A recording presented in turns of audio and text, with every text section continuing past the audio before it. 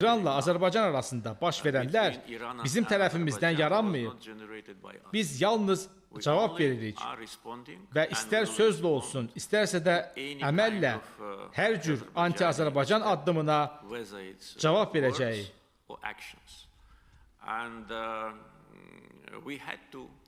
Biz də onlardan qorxmadığımızı nümayiş etdirmək üçün İran sərhədində hərbi təlimlər təşkil etməli olduq.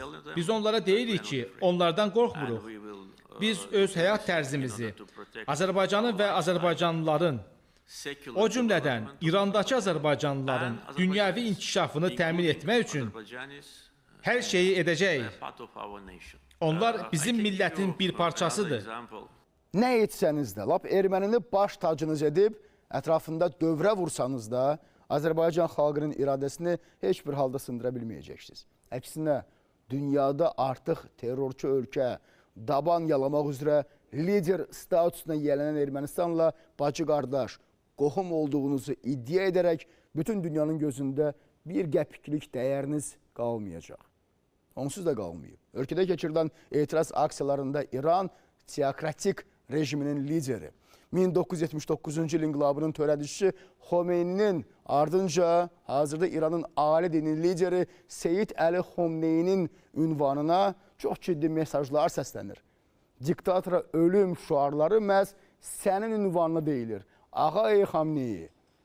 Bütün etirazçılar birmənalı bəyan edirlər ki, baş verən cinayətlər, İran polisinin cinayətkar əməllərinin arxasında məhz sənin tapşırıqların, sənin əmirlərin dayanır.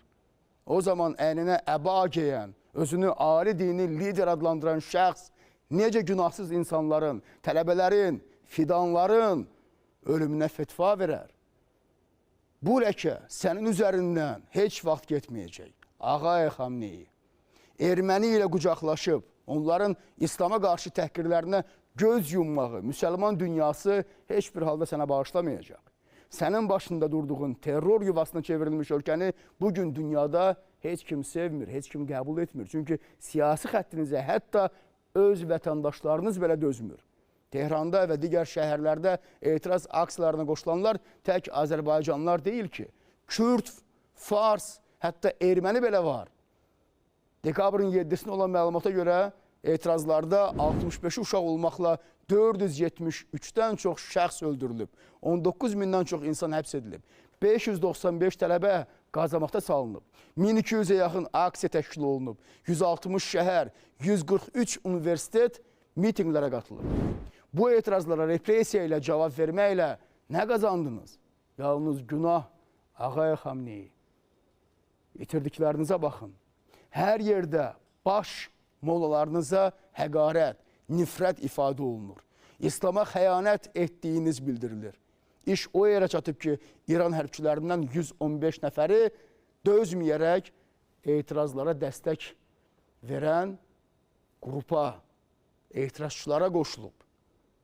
Və bu addımlarına görə də onlar həbs olunub. Bəziləri isə hətta asılıb belə. Əxlaq polisinizi də ləğv etdiniz. Yəni, baş verənlərdən nəticə çıxarmaq lazımdır. Yoxsa Azərbaycana qarşı həqarət yağdırmaq, Azərbaycan əleyhinə filmlər hazırlayıb tirajlamaq vəziyyətdən çıxış yolu deyil. Əksinə, atdığınız hər bir addım sizi daha dərin bataqlığa aparır. Düşünün.